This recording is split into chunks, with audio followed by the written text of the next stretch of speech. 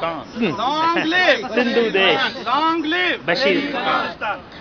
Long live Long live Stop killing.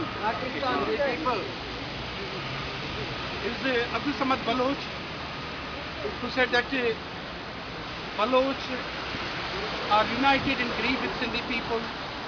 They are killing Baloch and Sindhi people everywhere. They have killed in last year alone, literally, more than 400 Baloch people as well, and their leaders. And currently, the operation is going in Liari, targeted operation, where they are killing innocent Baloch and Sindhi people, and we condemn that. May I now request Abdul Jabbar, who is also cousin and brother-in-law of Bashir Khan Qureshi. Thank you, Dr. Sir. Just I want to thank you to all Sindhis who is coming from different places.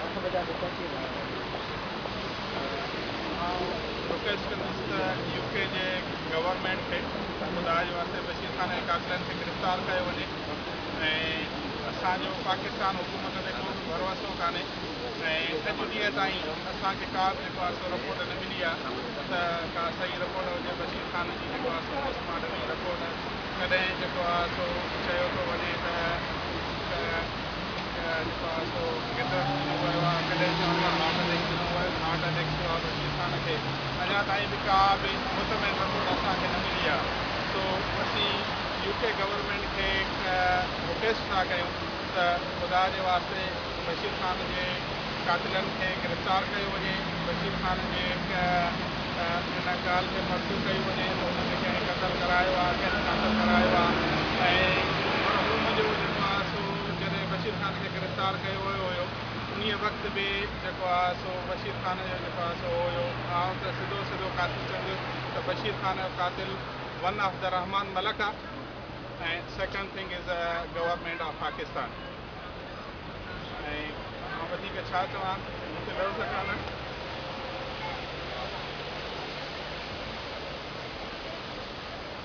Long live Bashir Khan! Long live Bashir Khan! Long live Bashir Khan! Abdul Jabbar said we don't trust Pakistani government. How can we trust a government who has killed our leader? And therefore we request international community to investigate into the matter. Now I will request Adil Shahzad Ubadiyu.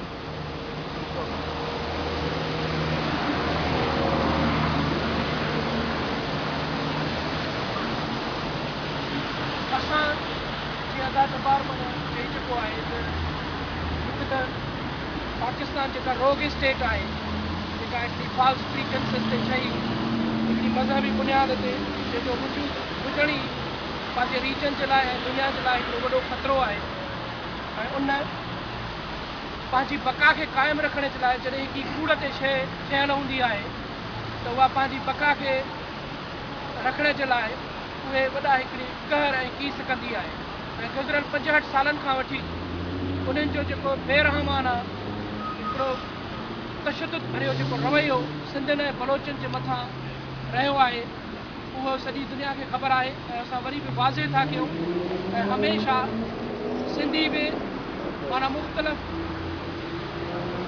जलसनि में मुख़्तलिफ़ जॻहनि ते मुख़्तलिफ़ platform ते इहो चवंदा रहिया आहिनि ऐं चवंदा रहूं था त हाणे अनफ़ इज़ अनफ़ ऐं असां पाकिस्तान खां आज़ादी घुरूं था ऐं पाकिस्तान खां आज़ादी वठंदासूं ऐं जेकी राह साईं GM साहिब असांखे ॾिनी सिंधियुनि खे ऐं उन राह ते हलंदे असांजा केतिरा ई गभरू नौजवान जवान जेके शहीद कया विया आहिनि मुख़्तलिफ़ सिंध जे रोडनि ते केतिरा त एतिरा बि जवान आहिनि जिन असांखे ख़बर बि कोन आहे त उहे कहिड़ी जॻह ते आहे ऐं उन राह ते हलंदे बशीर खान कुरैशी जंहिं बेबाकी ऐं दिलेरीअ सां सिंध जे मथां पंहिंजो सिर क़ुर्बान कयो आहे त उहा असां सभिनी सिंधियुनि जे लाइ हिकिड़ो तमामु वॾो लेसन आहे सबक़ु आहे त असां अॻिते वधूं ऐं उन ई राह खे उन ई राह ते हलण जी कोशिशि कयूं ऐं उन राह ते हली करे जेको साईंअ जो फ़िक्र आहे, जेको साईंअ जो असांखे पैगाम मिलियल आहे ऐं जेको तरीक़ेकार आहे उन जे मुताबिक़ असां पंहिंजी सिंध जी आज़ादीअ जी ॻाल्हि हर प्लेटफॉर्म ते, उहा इंटरनेशनल हुजे, उहा मीडिया हुजे, जहिड़ी बि जॻह हुजे, असां कंदा रहूं ऐं सिंध जी आज़ादी जेसि ताईं हासिलु नथी थिए ऐं बलोचिस्ताननि खे पंहिंजी आज़ादी नसीब नथी थिए तेसि ताईं असांखे चुप वेहणु या ख़ामोश थी घर वेहणु असांजे लाइ सुठी ॻाल्हि कोन हूंदी। त इन जे करे असां हिते सभु वेही करे वचन कयूं त सभु बशीर ख़ान ऐं साईं जेम सैद जिन राह ते गामज़न रहंदासूं, साबित क़दम रहंदासूं ऐं इनशाला सिंध खे आज़ादी वठी ॾींदासूं ऐं बलोचिस्तान इनशाला आज़ादु थींदो ऐं सभु आज़ादीअ जी हिकिड़ी जेकी खुलियल फिज़ा आहे, हवा आहे, उन में साह खणी सघंदासीं। Sindhi want freedom. Sindh want freedom. Sindhi want freedom. Sindh want freedom.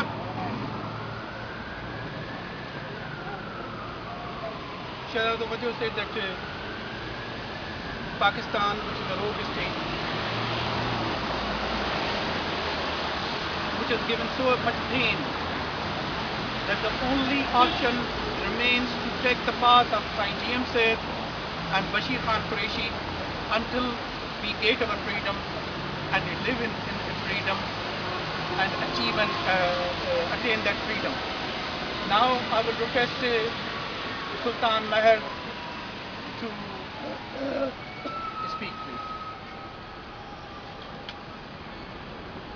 घोड़न ऐं घोटन जीअण थोरा ॾींहड़ा, घोड़न ऐं घोटन जीअण थोरा ॾींहड़ा, कॾहिं मुंहिंजी घोटन कॾहिं राई रण। We all here today condemn the coward act of Pakistan's establishment who killed our hero Bashir Khan Qureshi. असीं अफ़ीज़ा चयो त उन्हनि दसियो आहे असांखे लीडर खे, न असीं उन्हनि खे दसियो आहे बशीर ख़ान लखनि माण्हुनि जो समुझ कराची में गॾु करे असीं हुननि खे दसियो आहे ऐं हुननि बुज़दिलाए वारो एक्शन खणी करे पॉइज़न करे असांखे मारियो। बशीर ख़ान पाकिस्तान खे दसियो आहे, न की हुननि असांखे दसियो आहे। ऐं बशीर ख़ान हिन महिल सिंधी माण्हुनि जी धड़कन हो, बशीर ख़ान सिंधी माण्हुनि जो हीरो हो हिन महिल, ऐं इहो ई सबबु हो सिंध जी तारीख़ में पहिरियों दफ़ो